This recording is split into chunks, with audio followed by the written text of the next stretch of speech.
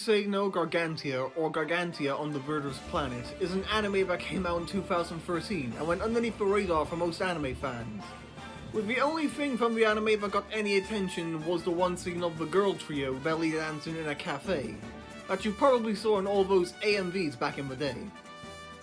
Which is funny and kind of sad that that's all the anime is known for. Yes, it does make sense that the sexy belly dancing scene is what got the most attention, but Gargantia on the Verdrous Planet is so much more than that. It's full of themes and messages about the environment, political censorship and manipulation, the cost of war, child soldiers, soldier conditioning, mental struggles, the appreciation of life, learning to fit into a new place and culture, and discovering oneself and living with harmony with people and nature around you.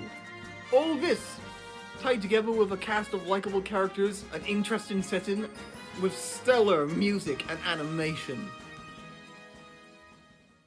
Our story begins with the main character Ensign Leto, who is a member of the Galactic Alliance of Humankind, being one of its many soldiers in high-tech mech suits on a mission with the rest of his squad to take down a nearby nest filled with aliens known as the Hediaus. But when the mission goes south, and they have to retreat, Leto in his mech-cold chamber try to assist with the retreat into a wormhole, but end up falling into the wormhole, separating him from the rest of his squad and ended up crash landing on the planet Earth, where Leto meets the crew of the Gargantia and tries to adapt to their culture of a world that knows no war, a world that has no military structure, a world that is not as dystopian or dire as the Galactic Alliance of Humankind. Leto tries to adapt to peacetime, but when he sees creatures on Earth that look suspiciously similar to the Hediaus, Leto falls back on his military programming and reverts back to a emotionless killing machine. That is, until he comes across a revelation that completely turns his narrow militaristic worldview upside down, and he learns to move on from being a mindless soldier and nothing but cannon fodder, and learns to live with the people he's made connections with and their way of life. Powerful stuff you can't imagine, but my ramblings and screenshots are not enough to give this story justice. I'm leaving out so many other characters and their stories, like Pinion, going from a money-loving jerk to someone who puts others in front of himself when it counts the most. Or Rigid, who has to deal with the loss of a loved one and learning to ask people for help when she can't do everything alone. To Amy, who's kind-hearted to Leto and becomes his guide on Gargantia, only to lose into his soldier conditioning and her having to deal with that loss. And the villain, which I won't spoil, but they are the perfect villain for this story, with their deluded pro-military mindset and motivations. And that's just the characters who get development. There are also so many side characters like Melty, who is fun-loving and boy-crazy, or Saya being the voice of reason and always looking out for her family and friends. Not to mention the small antagonist, the Pirate Queen Luggage, who is just a joy to watch whenever she's on screen. Even if every character doesn't have much to do on screen, they at least have something about them that makes you remember them, even if it's just the design. Gargantia is based on a novel of the same name. Now, I don't read novels, but I do know that one thing they're great at is world building, and that world building was carried over to the anime. You see, although Gargantia takes place on Earth, it's a Ghibli apocalypse setting. The Earth was frozen over due to global cooling, but when the sun returned to the planet's surface, it melted all of the ice, turning Earth into a water planet. So people now live on these huge ships, fleets of ships, to survive. They actually go into great detail on how a society that lives on the sea functions. There are fishermen that catch fish so people can eat. There are farmers on the ship for livestock.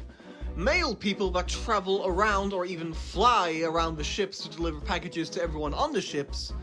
There are ship overseers that oversee all operations on the ships. Shipmasters that own the fleets that combine into the greater fleet of Gargantia. And there are the salvagers, people who dive underwater and fish up treasure, lost tech, clothes, and equipment, all with their own rudimentary mechs that we call Yumbaros. And they get fresh water when it rains. Everyone grabs containers, tarps, and collects the fresh water. Then they ration them out to the people. They go into great detail about this stuff, and it shows that the anime staff cared about adapting this world and its concepts. But they don't make Earth this unified utopia. Although it's less dystopian than the Galactic Alliance of Humankind, but there is still conflict on Earth due to pirates and the cult, showing that this world is not perfect. And they tackle them with such nuance and detail. I'll stick to the pirates since I can't talk about the occult without diving into spoilers. The pirates at first seem like your traditional money-loving scoundrels, but they seem to live by a code of sorts. Despite threatening people with death, they don't actually kill anybody, until Leto mistakenly kills some of their crewmates. That's when Luggage decides to go on the offensive. And they heavily imply that Luggage and her crew are disgraced Gargantia crewmates, or even crewmates from other fleets that have nowhere else to go. It shows that they're more than just gold-loving fools, that they find solace and companionship in each other. And since this world is a Ghibli apocalypse world, there's a lot of attention to detail with the culture of this world, and even its fashion. Everything these people have comes from the bottom of the ocean, so a lot of the world's styles, urban areas, speech, and even entertainment and food comes from a mix of different real-world cultures. I mean, Amy has a tribal aesthetic going on with her clothes. Melty has a hipster/urban fashion with her outfit, and Saya gives me East Asian vibes.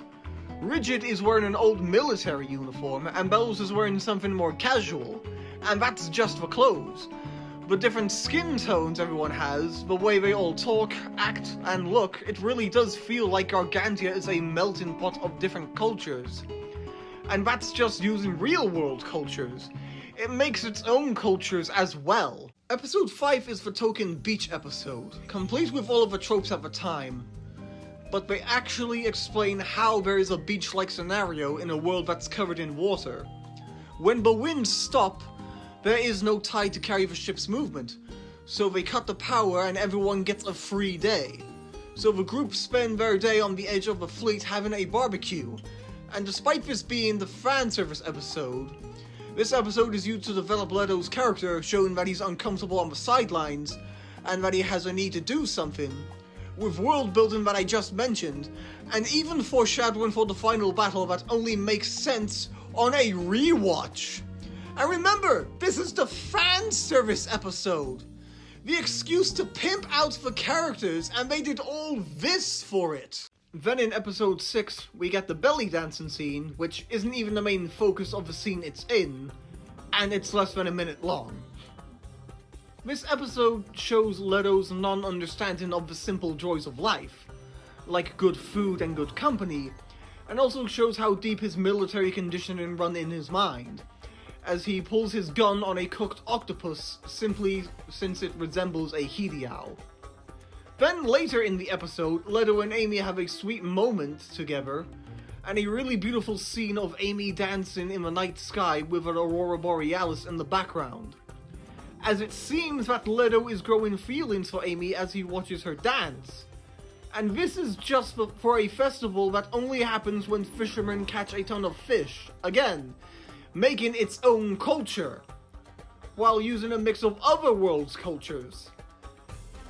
If I didn't know any better, I'd think that this wasn't Japanese at all. And then there are the light bugs, which is how all electrical devices are powered. Fleets only travel on light bug trails since they produce so much power to the ships and technology. And they call them galaxies since they look like starry night skies in the water. But these things are very important to how a sea-bound society works. One of the OVA episodes is about exploring an abandoned fleet. It was a nice episode, with some good laughs and development for Rigid, but the reasons for the fleet being abandoned is because their generator malfunctioned, which caused the light bugs to crystallize and block the generator, thus no power to the fleet, with everyone moving on to working ships and leaving the broken down ships behind. It really does add to the world and add some foreshadowing to events later. It's a shame that this episode wasn't included in the first season, but hey, we got it on OVA. Speaking of which, can I mention how well they used Chamber? One of the issues with mech anime is that they focus too much on the mech, or they don't do anything interesting with the mech. or both. But you might be surprised that they don't focus a lot on Chamber much at all. With that being a benefit or detriment depending on how much you love Mecha, but they at least give him some interesting development. It's your standard robot becomes human trope, but they do it in an interesting way, mixing in propaganda elements with the military programming. Quite literally in this case. Leto and Chamber start out on the same page, with both of them wanting to return to the Galactic Alliance of Humankind. But on their time on Earth, they learn how to become individuals from each other, and what and how they depend on each other for, and why they need each other. But after the big twist, which I will not spoil, but I will talk about its impact later. But after the big twist, a wedge starts to form between the two, with Leto being horrified with what he has done, but Chamber just seeing it as normal, despite the new information, with the two of them starting to drift apart a bit.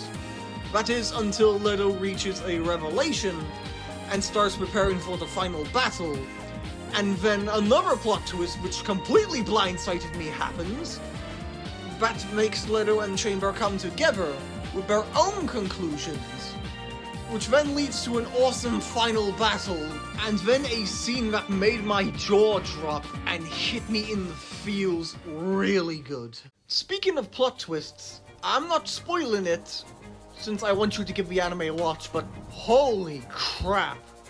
When it happened, it recontextualizes everything we know about the war going on in space. I remember just laying on my bed trying to process what just happened. It was actually hard for me to go back to go through my normal day, since I was so shocked that they did that, complete with its ramifications. Not to mention, I just wanted to see where the story was going next. And in the final act, they just keep dropping twist after twist after twist. None of them are as good as the one in episode 9, but none of them feel forced, none of them come out of nowhere.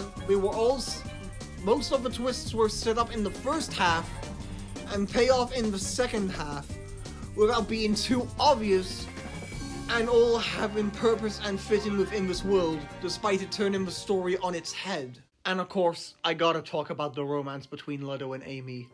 Since Amy is Leto's guide throughout Gargantia, they spend a lot of time together, with Amy teaching Leto about their customs and their way of life, with Leto taking an interest in it and learns all about the way people live and how they appreciate life and the world around them, which leads them to getting close with each other.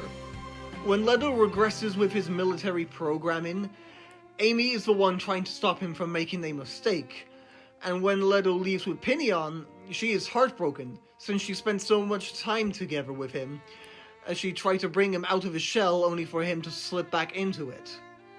It hurts her. She even says that his military programming is tricking him into believing he's just a killing machine, and that at the festival when all of that was a non-factor, that was the real Leto. And even then, Leto wishes he could have stayed together with her, but he only believes that he's supposed to be a mindless killing machine, so he left to keep Amy safe from himself. But during the final battle, when Leto and Chamber go all out, Leto thinks of Amy wanting to see her smile again. Their connection grows deeper in the sequel OVAs, which is pretty much just Gargantia Season 2, but in hour-long OVAs. With the climax of the first one seeing Leto in peril, which seems hopeless to escape from, until everybody available hops into a U-burrow and saves him from being crushed and lost under the sea. And then when Amy gets captured at the end of the second one, Leto risks his life alongside Rima to save Amy. But then Leto and Amy vow to each other to keep each other safe no matter what. Oh my god!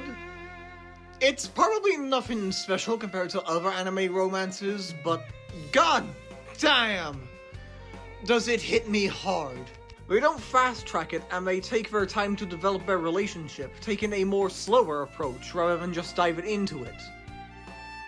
I've never wanted a fictional couple to kiss so much before. We should have gotten that damn kiss at the end of the second OVA, goddammit. They gave this couple so much depth than most anime do. The two characters have reasons for liking each other, and you can see why they like each other. Leto likes Amy for being curious, outgoing, being courageous, outgoing, and giving him a chance when no one else did. And Amy likes Leto because of the time they spend together, his curiosity about their world, and his shy and introverted nature. Finally, I want to talk about the animation, which, whoo boy. Not only is it pretty to look at, but it's pretty in motion as well. Granted, I can't show you any of it since anime companies are very strict with their content being on YouTube. Even now, just using these images is enough to strike down my video. But man, when the animation hits, it hits. Sure, it's nothing special during the slice of life scenes, but when we get to the action scenes and dancing, wow, it is good. Being super smooth and pleasing to the eye with dynamic camera shots during fights. There is a reason why the belly dancing scene is the most well-known part of this anime. You know, aside from the luscious outfits. It's because it has some of the best animation from the anime, where every movement is super smooth and well choreographed and complete with shading. And since the mechs are CGI, and not bad CGI for anime standards, they can do so much daring movements and angles, leading to some extravagant fights, especially during the final battle. Not to mention the sound design and music. You can hear the jingle from the belly dancer outfits. You can feel every clang on impact. The clanking of every gunfire. The crackling of every gunfire, sorry. The sound of the people simply walking on metal being different sounds depending on what shoes they have. And the sci-fi sounds being appropriately cool and out of this world. It's just... mwah, chef's kiss. You can feel it when watching it. This is a very special anime. One that seems to be made to bring this world to life the best it can. And it feels special when you watch it. And it has certainly left an impact on me. I'm now scouring the internet looking for the Blu-rays and merchandise. And despite my reading disability, I'm considering tracking down and reading the novels as well. I love this anime, and I love these characters. And I want you to love these characters and world too. So please, do yourself a favor and watch it. Officially, or by other means, it's worth the watch. And it's not long at all. It has both a dub and a sub, which I think both are on par with each other, and that's really damn good. With how big the anime fanbase has gotten, it feels like this anime came way too soon, and it deserves a second chance. And I hope you give it that second chance, because it damn deserves it.